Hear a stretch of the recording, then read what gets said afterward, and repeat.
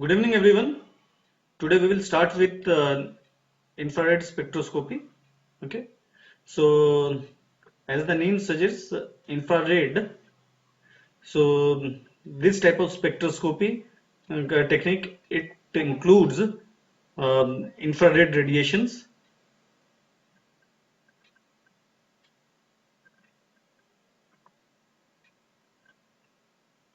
Okay, and spectroscopy we have seen that it is a study where electromagnetic radiations they interact with the matter and due to this there are some changes in the electromagnetic radiations EMRs and the changes in this EMR we detect that. So in infrared spectroscopy we will be looking into the in this case infrared spectroscopy our EMR it is basically IR radiations, infrared radiations. Okay, so it is also another kind of absorption spectroscopy.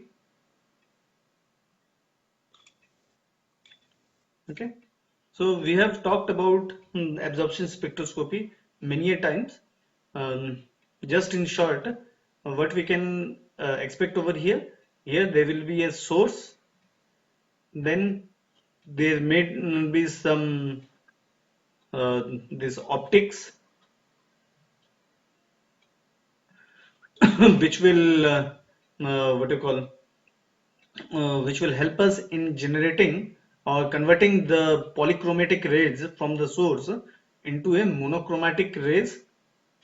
If I tell it as monochromatic rays, if I denote it as MR, then this monochromatic ray they uh, react with the sample, and some of them it passes and some of it gets absorbed over here, and the transmitted rays they are being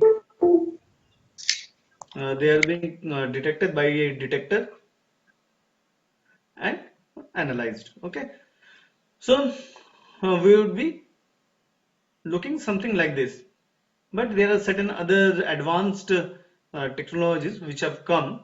The basic principle remains the same, but the technique it has evolved, or it has been with the advancement in the technology it has been improved a lot, so that we get a high signal to noise ratio. Okay, and this kind of spectrometer, infrared spectrometer, where we have very high signal to noise ratio, it basically employs, it is basically the FTIR, which you will commonly listen in most of the lab. Fourier transform IR spectroscope.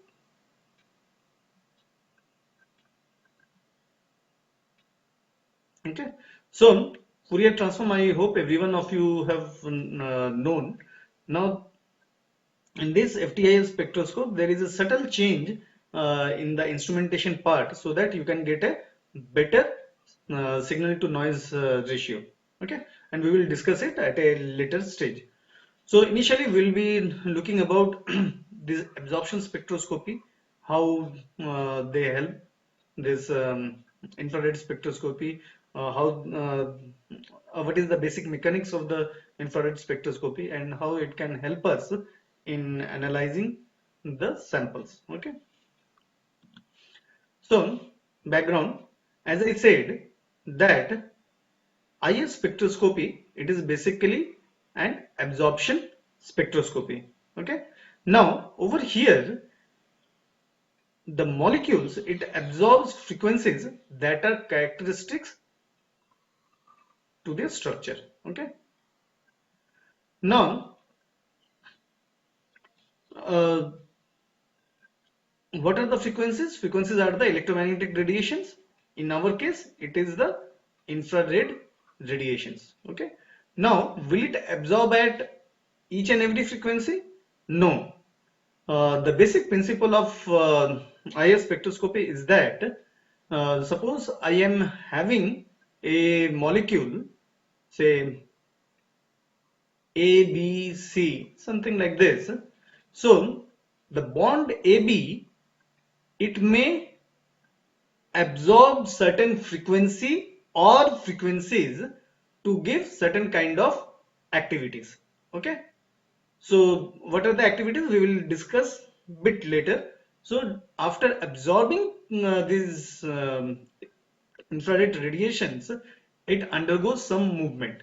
Okay, then BC bond, it may again absorb one frequency or many frequencies, multiple frequencies, and it may undergo this thing. So these frequencies where these chemical bonds, they absorb the infrared radiations, they are regarded as the resonant frequencies. They are regarded as the resonant frequencies. And it is uh, not that at suppose AB bond, it absorbs at say lambda 1, lambda 2 and lambda 3.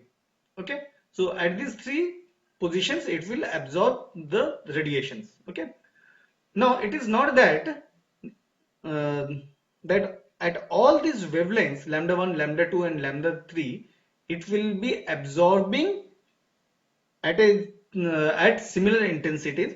The intensity of the absorption may vary, and based on that we can say that the intensity is either weak, medium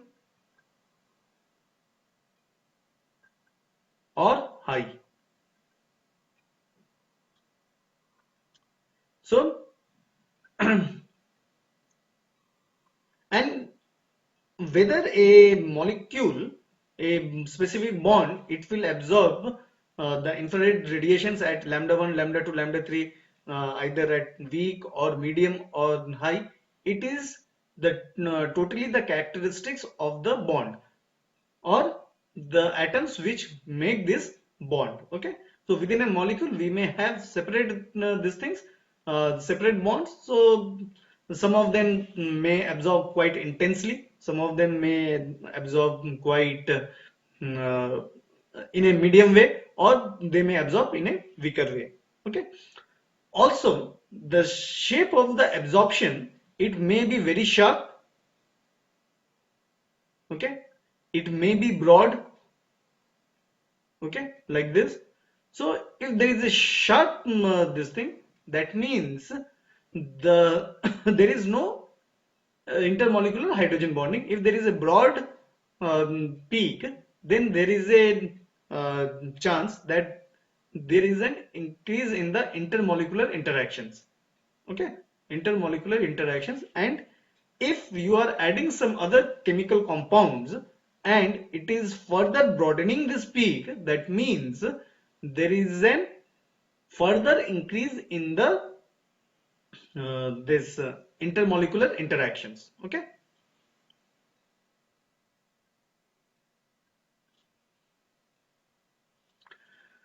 so we have talked about these resonance frequencies. The the frequency of the absorbed radiation matches the vibrational or rotational frequency. Okay, now if you consider our UV spectroscopy and all this thing, we talked about this energy level diagrams. Now let's go back and visit the energy level diagram again. Okay, so we have discussed that there is a ground state. Okay, now within this ground state we saw there are various energy levels.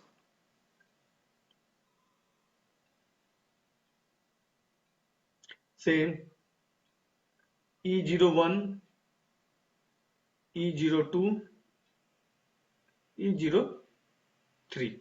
Okay, and then we had some excited states.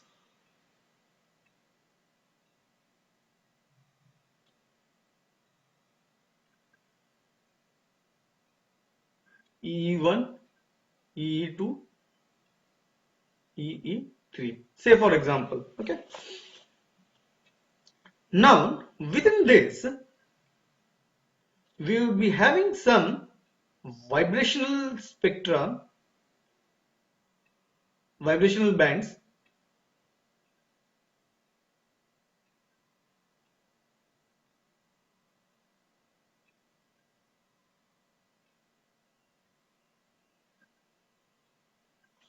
Okay. Similarly, on the top side also you will be having some vibrational one. Now, within this, within the vibrational band, so okay, let's name it. So it will be E01,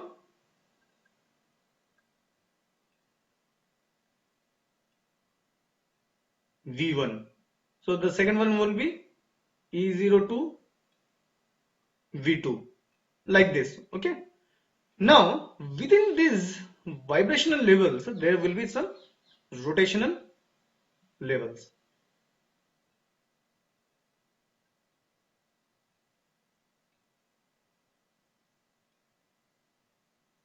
Like this. In between these things, you will be getting this. Okay. So, if you see,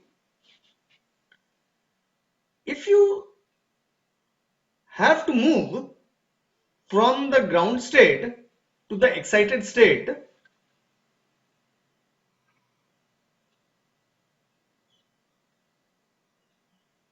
higher levels, for the electronic transitions, you will be requiring very high energy. Then, if you have to move from one vibrational level to the other vibrational levels, you have to achieve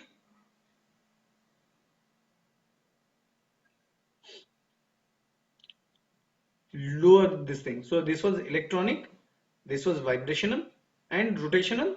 You require for rotational transition, you require very less energy. So for electronic transition, you need very high energy. For vibrational transition, you need somewhat lower energy, and for the rotational transition, you need very low amount of energy. Okay. Usually, suppose if you go from bottom to up,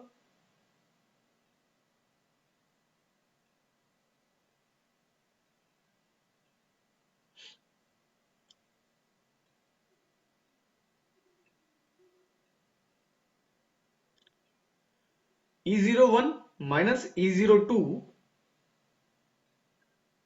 it will be greater than E03.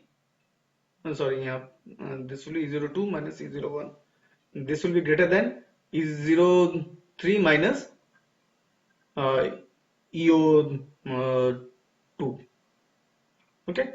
Similarly, as you go towards the higher um, energy levels or higher bands, the energy content it decreases, and this is true for both electronic and the vibrational transitions. Okay. Transition states. On the contrary, if you talk about the rotational transition states, it is the reverse. At the lower, if I say over here, if I go like this, R0, R1, R2, like this. So what will happen is that R1 minus R0, it will be having lower energy than the R2 minus R1, and so on. Okay. So am I clear?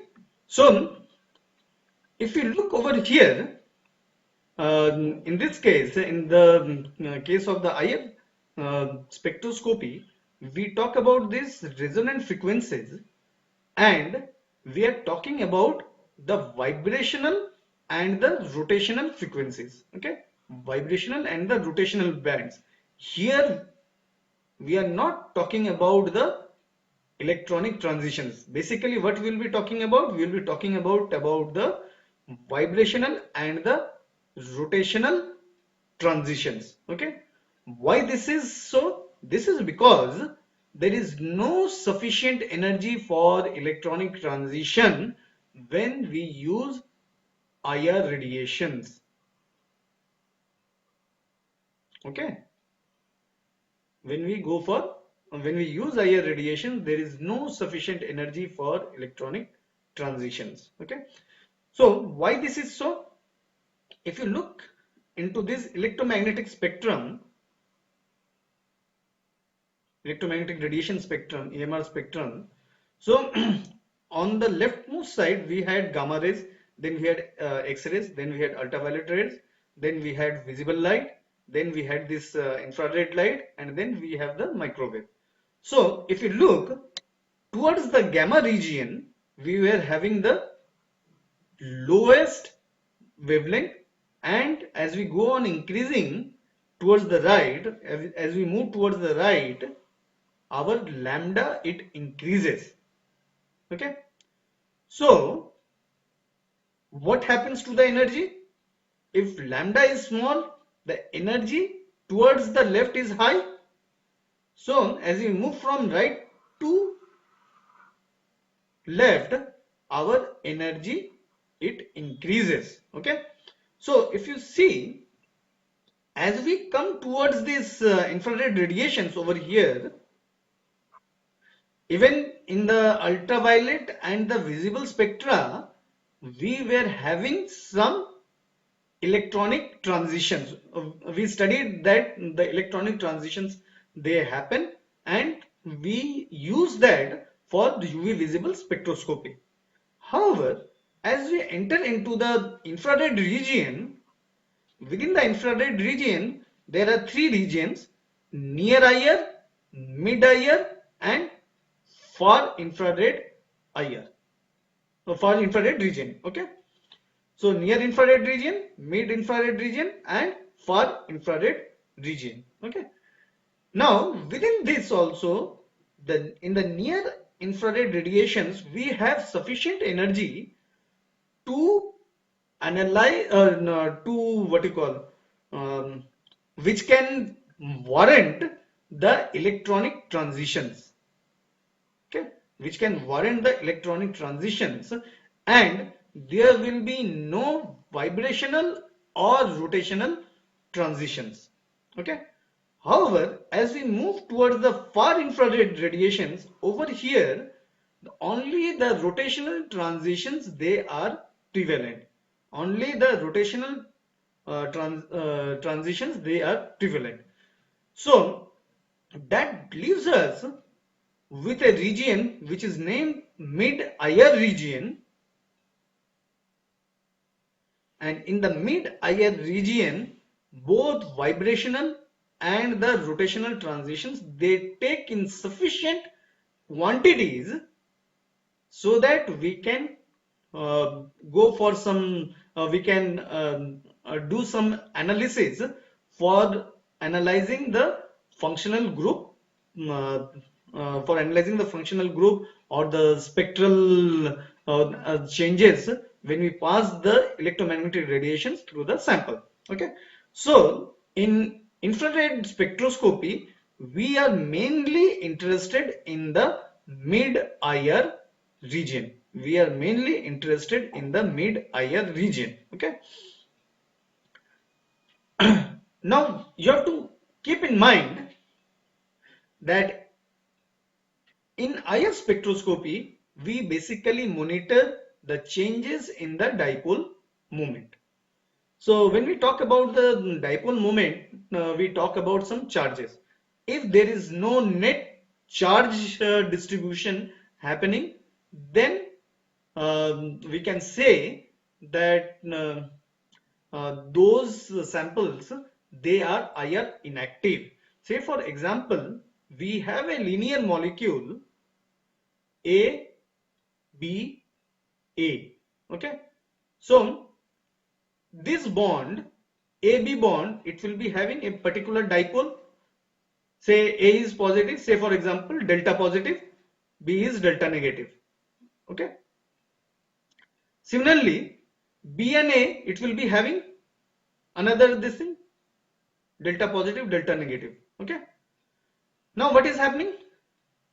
This dipole, AB dipole, it is cancelling out the dipole of the BA dipole. Okay. So under these circumstances, what happens?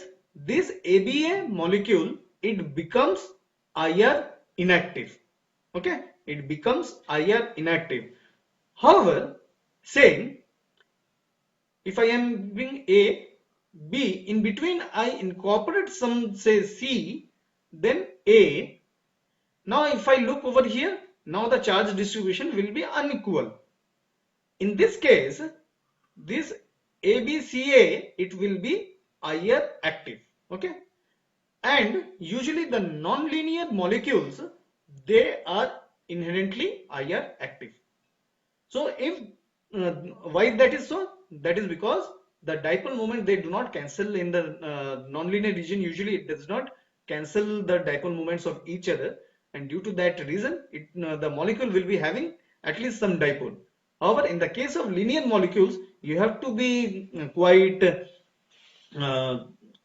precautious that if the molecule is having a linear status and the dipole moment, it is cancelling each other, then it is a problematic thing, and the molecule, it will be IR inactive.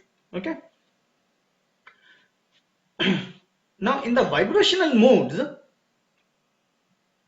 there are two stretching modes. One is symmetric and the other is anti-symmetric. Okay. The stretching modes, they are given by mu, and symmetric mu s, and anti-symmetric mu of as. Okay.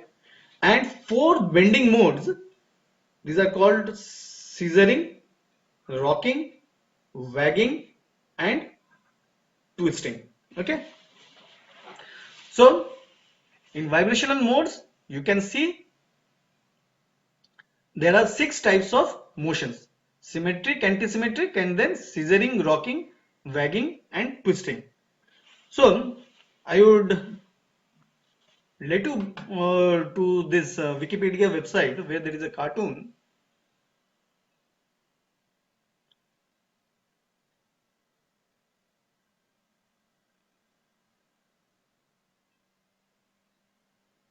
Yeah.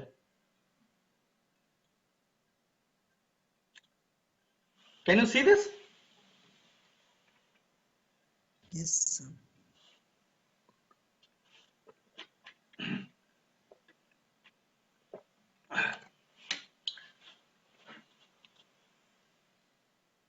Okay, here this thing is not working. So yeah, now over here, if you see what we said, symmetric and anti-symmetric motions are there. Okay.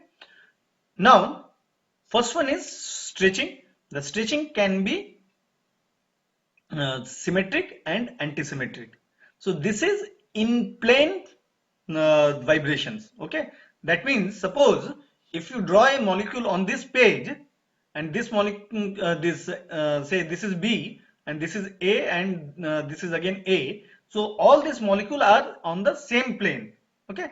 Now if you see symmetric, both of them, they are moving towards the B at the same time, and again they are moving away from B at the same time. Hence it is called symmetric stretching. Okay. The movement, now we are looking over here, the movement of the other two A molecules to the towards the B. Okay. Now one of the molecules may be A, another molecules may be B. Okay. But another molecule may be C. But what we have to see? We have to see that at the B molecule, this yellow molecule, whether these other two atoms, they are moving together towards B, and whether they are moving together from B. So if that happens, that if they are moving together towards or away from the B, then it is a symmetric stretching. Okay. And if you see, the bond is stretching and again compressing. Okay. So in general, it is called stretching. So it is just like a rubber band. So you hold it to through the two ends of the rubber band, and then you stretch outwards. Then again you just relax your hand, it will come closer. Again you stretch it, it will stretch, and again it will come this thing. So that's why it is called stretching vibration. In the antisymmetric stretching, what happens? These two molecules, say the A molecules, they are not moving at the same time towards the B, and hence it is called antisymmetric stretching. Okay, antisymmetric stretching. Now, in the case of scissoring, it is also an in-plane vibration.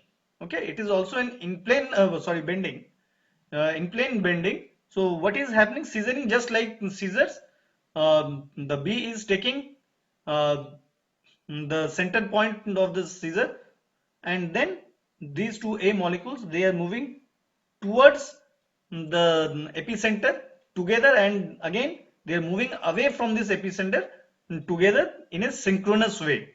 Okay, hence it is a symmetric stretching, or the it is showing the symmetric vibration, and then it is acting a like just like a scissor, so it is a scissoring effect.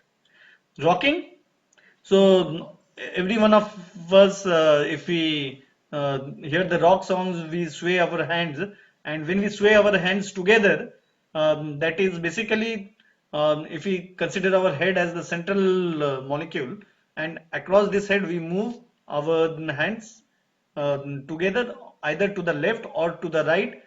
We are moving it in the same direction, in the same plane, and hence from that this rocking name it comes. Okay, now when we come to the wagging, so wagging and twisting, they are out of plane uh, movements. Okay, they are out of plane movements. Wagging, just like scissoring, they are coming together towards the front. Suppose when you are doing the namaskar, or say, yeah, namaskar, in your so what you do, from the side of your body, you bring the hands together towards the front.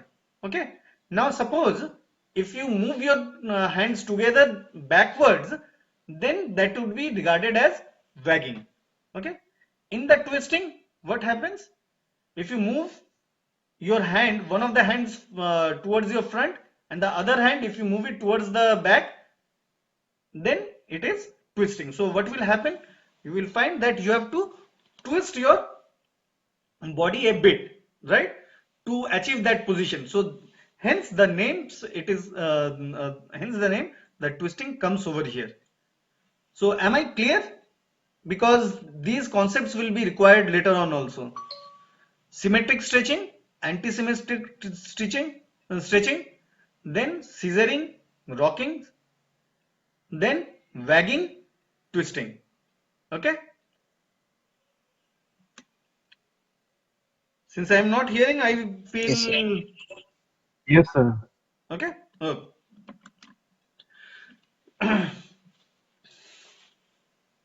So if you see what we are telling, we are having two stretching modes, the symmetric and the anti-symmetric, and then we are having four bending modes: scissoring, rocking, wagging, and twisting. Scissoring and rocking, they are in plane movements, bending. Wagging and twisting, they are out of plane.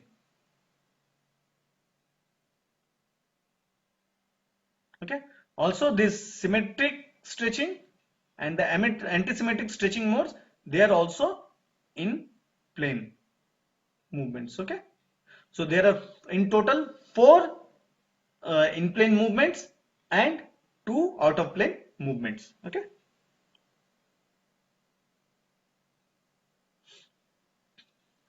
so in water, the rocking, wagging, and twisting mode does not exist. Okay, so what happens? These type of motions of the hydrogen atoms represent simple rotation of the whole molecule rather than vibrations within it. Okay, so in water you will not find rocking, you will not find wagging, you will not find twisting. Okay, and then this IR region, as I said, there are three IR regions, so we work in the mid IR regions. The wave number range is 667 centimeter inverse to 4000 centimeter inverse. Okay, so this is a very good question. There is a very common question which is asked in the interview. Uh, what is the wave number range of in infrared spectroscopy? So you have to remember that 667 to this 4000. Okay, so usually what happens, instead of the 667, uh, we do the analysis from 700 centimeter inverse to 4000 centimeter inverse. Okay, then we have the near IR region. The wave number region is 4000 to 12500 centimeter inverse, and far IR region they have 50 centimeter inverse to 667 centimeter inverse. Okay, now we have already discussed about the relationship between the frequency and the wave number. Okay, so wave number, it is given by mu bar, which is equal to 1 by lambda, and your frequency, it is equal to c by lambda.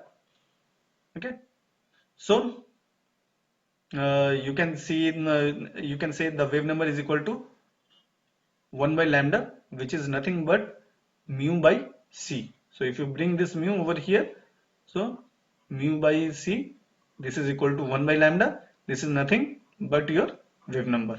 Okay, so here wave number is equal to the frequency divided by a constant. As a result, some sources label x-axis as frequency centimeter inverse and others use wave number, and that both mean the same thing. Okay, over here c is constant, right?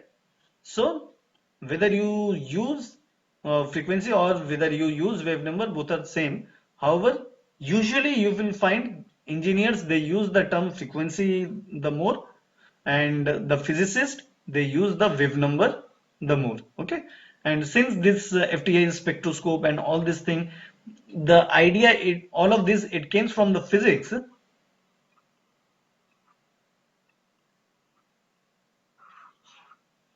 So conventionally in the FTIR spectrogram we use wave number. Okay, I hope it is clear. Now what is frequency? Number of waves per unit of time, and a wave number, it is number of waves per unit of distance. Okay, now these are some of the common absorption bands, right? So at this around say at this region you have COC, ethers, organometallics, then at around say 1000 to 1400, and this is around 500. We have this halogenated these things. Okay, this is just for the understanding. Okay, so CO bond, it absorbs in this region. Not only CO, this is in between the 1800 to 1500. Okay, so apart from CO we have C double bond C, C double bond N. Then in 2300 to 2100 we can get bonds like C triple bond C, C triple bond N, N double bond C double bond O, N double bond C double bond S, N double bond C double bond N, and all of this. Then on the higher wave number regions we have CH stretching, then we have CONH, OH, NH, and then XH heteroatoms. Okay, so these are some of the common absorption bands. Okay, now this wave number, they are usually what happens is that they are broken down into two regions. The one is the fingerprint regions. Okay, the one is the fingerprint regions. So in the fingerprint regions, we have both stretching and bending peaks. Okay, and you will find a lot of what you call a lot of peaks within these small ranges. Okay, and the higher wave number ranges, say from 600 centimeter inverse to 4000 centimeter inverse, they are regarded as functional group region or absorption region.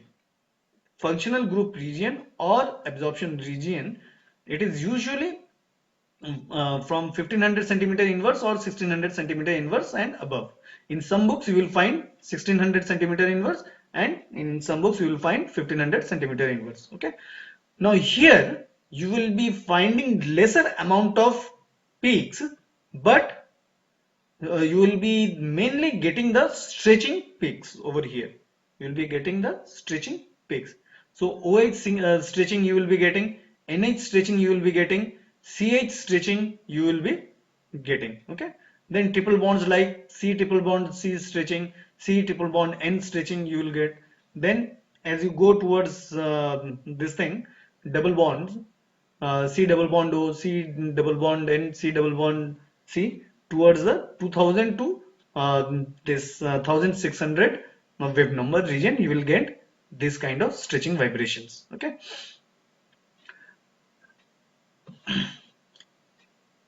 One important thing over here is that enantiomers which have similar what do you call, they have similar structure, only what they are the mirror images of each other.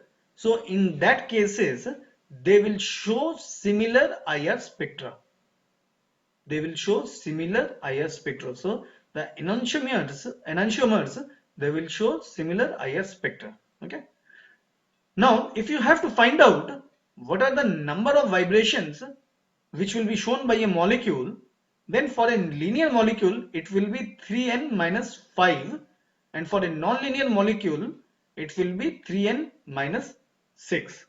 Okay, so where n is the number of atoms within that thing. So say for example, so if you have say A, B, C, A, so how many number of atoms we have? And this is a linear molecule. So how many number of atoms we have? We have 4 atoms. 1, 4. 2, 3 and 4. So we will be getting 4 multiplied by 3, 12 minus 5. That means we will be getting 7 vibrational peaks in this for this molecule. And if it is a non-linear atom, say A, B, C, say A, something like this, then it will be 12 minus 6. That means we will be having 6 vibrations. Okay. Another important rule is that which is regarded as the Badger's rule. Which is regarded as the Badger's rule. What does this rule say? An increase in the bond strength leads to the corresponding increase in the frequency and vice versa. Okay, an increase in the bond strength leads to corresponding increase in the frequency and vice versa. Frequency means over here we can also say the wave number.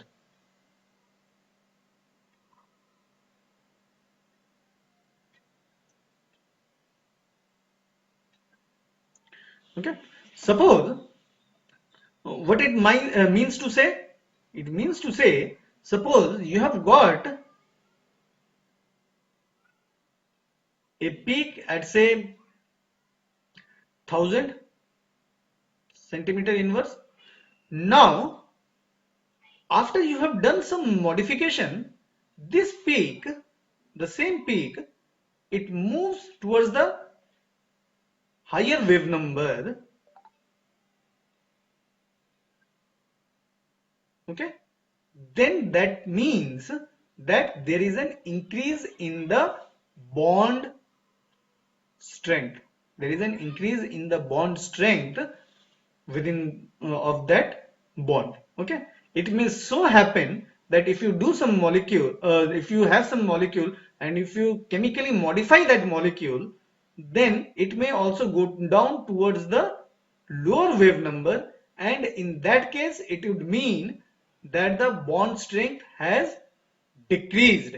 Okay, so increase in the bond strength means your peak will be moving towards the higher wave number, and if there is a decrease in the bond strength, then the peak would be migrating towards the lower wave number. Okay, in many cases what we do, we make some we use some what do you call, say, in my lab I work with fats and oils.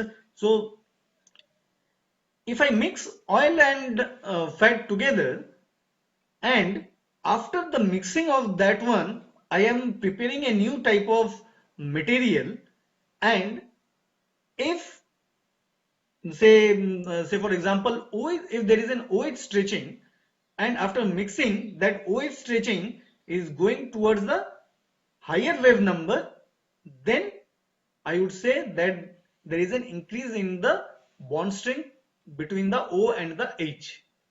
Okay, hence the OH stretching vibration, it has moved towards the higher wave number. Okay,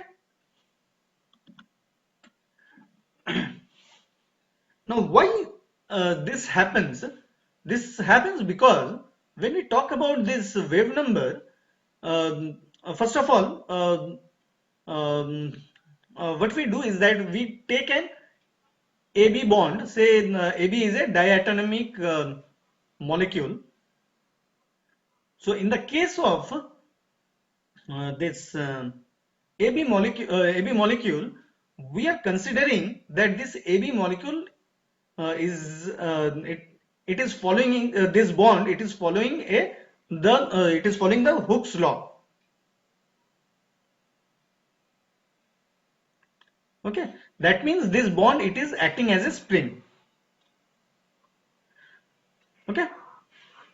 Now what happens when we have this wave number, this mu bar, it is given by 1 by 2 pi c under root of k by mu. And what is the k? K is the spring constant of the what you call, of the bond between A and B. Okay.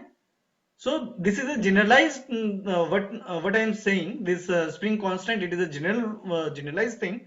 What it is basically? It is basically the bond strength. Okay. Now wave number, you are having this bond strength. Now then we are having this mu. Okay. Now what is this mu? Mu is the reduced mass of the AB system of a diatomic system. So MA MB divided by MA plus MB. So when you put it value over here, so what basically happens?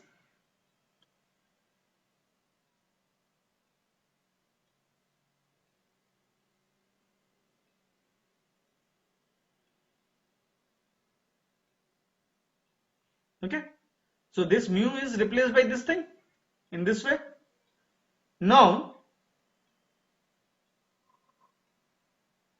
this MA and MB, as you change these values, what would happen? There will be a change in the wave number. There will be a change in the wave number, and there will also be a change in the spring constant. So when we are talking about this only diatomic molecule, in actual scenario, we will not get any diatomic molecule. It will be a more complex system. Now when you are having this complex system, these masses, they will be getting multiplied. Okay, when you are modifying something, these masses, they will be getting multiplied, and this at the same time, this k will also be varied. and due to this what do you call due to these factors which are coming into the picture, that would result in the variation in the wave number of the molecule. So it may either increase towards the higher wave number, or it may reduce towards the lower wave number. Okay. Yeah, another thing, what no, what is this m? M is the mass of the atom. Okay. M is the mass of the atom. Okay. Now, how do we look into this? How do you analyze the results over here, the IS spectrum? So, for that, I will take you to this website, Sigma Enrich technical website. Document is there. So in the meanwhile, I had a question Yeah, yeah, on your please, website. please. Sir, like how an instrument like this is calibrated? Like, is there a molecule which is used as a reference to like check if the like instrument is giving correct values? Usually, there is a reference spectrum which is available, okay, like polystyrene, okay. So for polystyrene, you will be having these molecules, those which will be available. So once you do the analysis, then you uh, just take that analysis and you compare it with the polystyrene molecule database, IR database, and you will be getting Yes. that information from there. So this is a table. All of you may take a printout or save it as PDF. Those who want to work on biomaterials or even the normal biological substances like DNA, RNA, or whatever, in whatever biologics you want to work, IR spectroscopy is one of the basic techniques. So I would advise you to just download this table and you save it. Okay. Now over here, if you see the absorption range, it has been given. Okay. Now see OH stretching, it is having peak in the region of 3700 to 3584. Okay. Now what we do is that whatever the chemicals we are analyzing, we have that information. Say for example, do you have any molecule over here? Let no. FTIR spectroscopy. Okay, maybe here we can have something.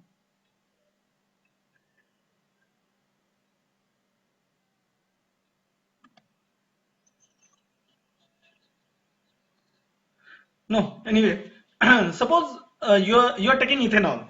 Okay, CH3, CH2OH. Okay, so you are having OH stretching.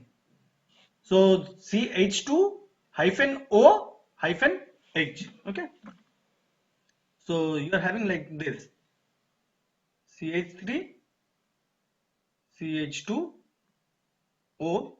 This bond is with C, right? Then H. Now you are having this OH bond. Okay. Now you can expect OH stretching over there.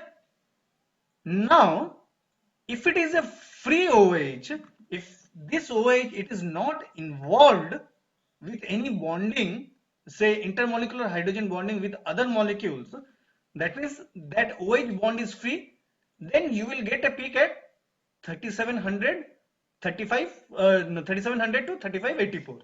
Okay. If and if you see the appearance is medium and sharp, so the intensity will be medium and you will be having a sharp peak. However, if this OH it undergoes intermolecular hydrogen bonding, then what is happening? It is moving towards the lower wave number.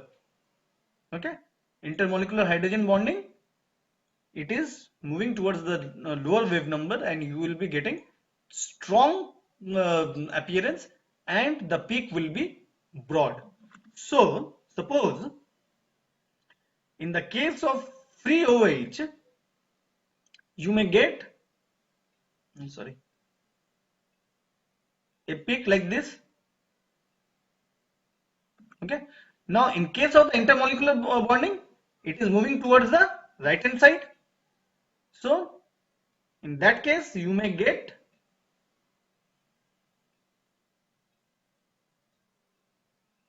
a bonding, a peak. Sorry, it was intense.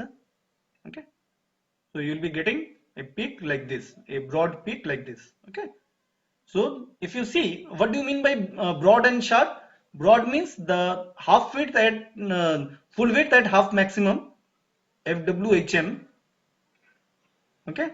So if you take the height of this peak and then at 50% of its intensity, if you calculate the width uh, of this peak, then it is called FWHM, full width at half maximum.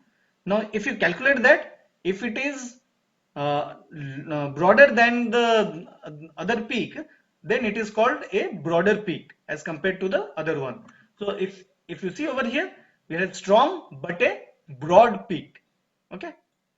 Now at 3500, we have NH stretching. Okay, which is the primary amine. Okay. Now among the primary amine, you will be having, see, if it is an aliphatic primary amine, then the NH stretching will be at 3400 to 3300 centimeter inverse. If it is a secondary amine, it will be having peak in the region of 3350 to 3310.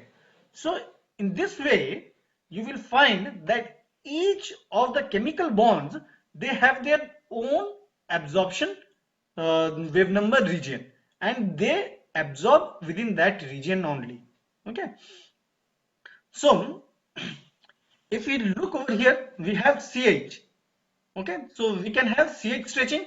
So if you find, see, we are having this CH stretching. Now in this CH stretching, this is an alkane group CH stretching. So it will appear at around 3000 to 2840. Okay, are you getting my point? Then we have CO stretching will also be there.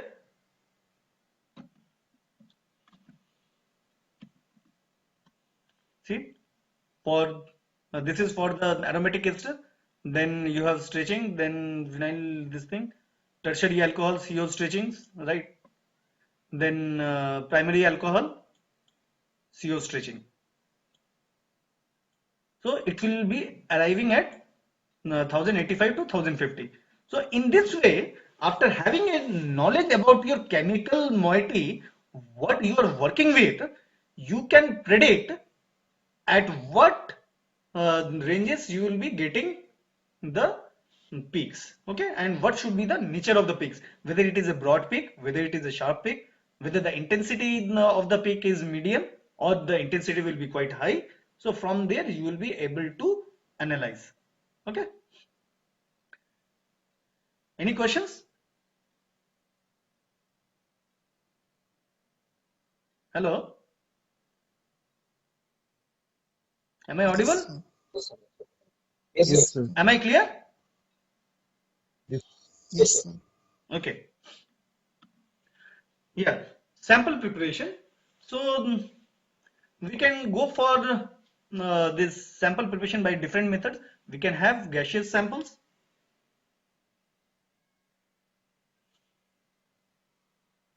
Okay, in the gaseous samples, the sample cell with a long path length is required to compensate for the diluteness of the gases.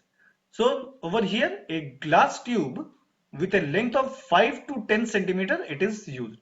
So if you see the source radiation, it enters into the chamber, and this chamber, it is a glass tube chamber.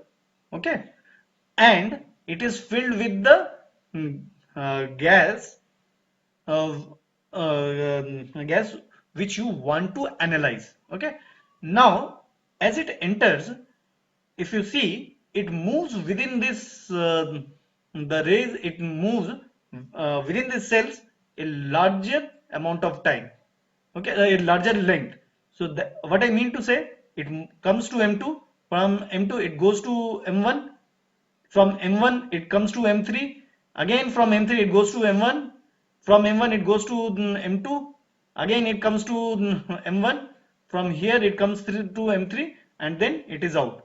So why there is a need for this thing? If you remember our UV visible spectroscopy, what we said that absorbance equals to epsilon BC, right? We told absorption equals to epsilon BC. Epsilon we cannot change, concentration we cannot change. What was B? B was the path length, right? So B was the path length. So if you have to analyze the gaseous samples, we have to use a very large cuvettes for the analyzing the gaseous samples, because in the gaseous samples the atoms or the molecules, they are in a random movement, Brownian movement. They are constantly in a Brownian movement, and hence while we are passing this radiation source within the tube, we will be having a very low chances of the interaction of the matter with the electromagnetic radiation. Now, handling of the longer path length, this thing, it will make your uh, spectrometer quite bulky. So you would not like that to happen. So what is the alternative way? If you get this radiation source, and if you the what do you call, if you see, if say if the distance between this M2 M3 and M1 is X, so how many times it is moving between over here? Say 1, 2, 3, 4, 5, 6, 7, 8, right? So the total path length over here, it is becoming 8x for our case. So what we are actually doing, without actually increasing the size of the this cuvette, what we are doing, we are making an arrangement such that the radiation source or the radiation EMR, it travels within the sample holder 8 times longer than the total path length over here. So that would artificially create an this thing. Now because of this arrangement, what we'll be having, our absorption would be equals to epsilon 8 BC. So without increasing the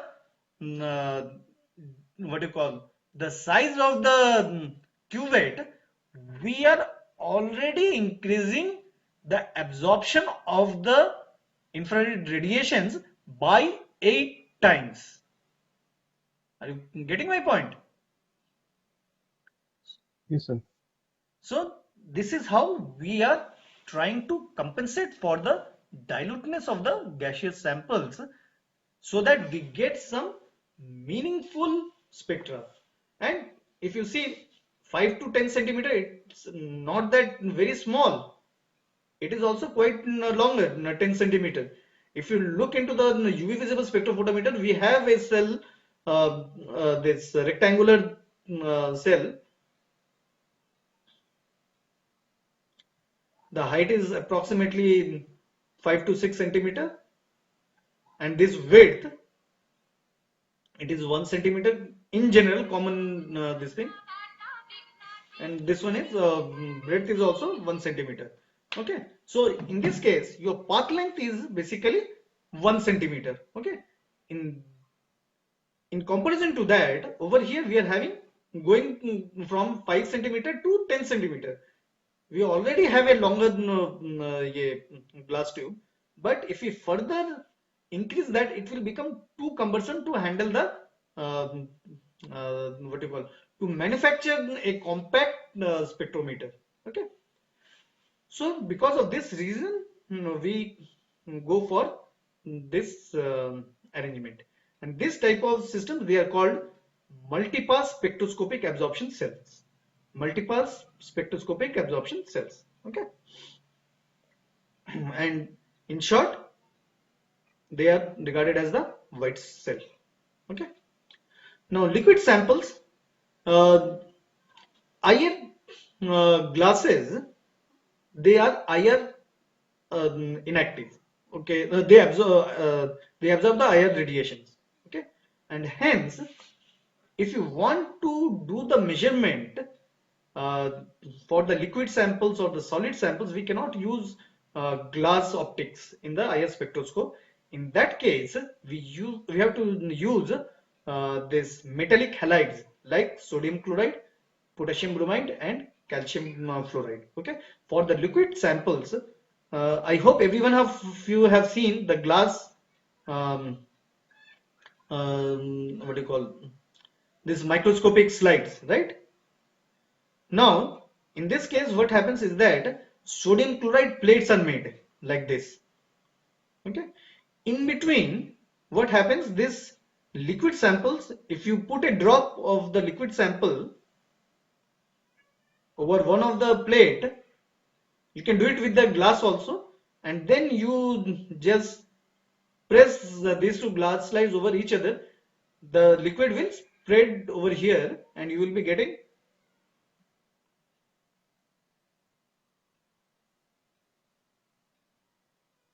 Say this is one of the glass slide, and the other one is like this, and there will be a thin this thing. In between these two, there will be a thin film. Okay, so instead of doing with the glass, what we have to do, we have to get the sodium chloride plate. Okay, just like glass slides, we have to make the slides using the sodium chloride, and then we have to make a thin film over here, and then we have to use this as the sample holder. Okay, now many of you must have seen, if we keep sodium chloride uh, outside, it will absorb moisture due to its hygroscopic nature. So all metal halides, they are hygroscopic in nature. So you have to work in an dehumidified environment if you are to work with the liquid samples using the conventional IR spectroscopes. Okay, so this is one of the major disadvantages of the IR spectroscope. Okay, so you have to be very careful. So among the various metal halides, sodium chloride optics, they are usually used. This is the reason, because they are freely available everywhere, right? And they are quite cheap as compared to the other metal halides. Okay, we have already crossed our time, so today I will stop over here. Tomorrow we will start with these solid samples.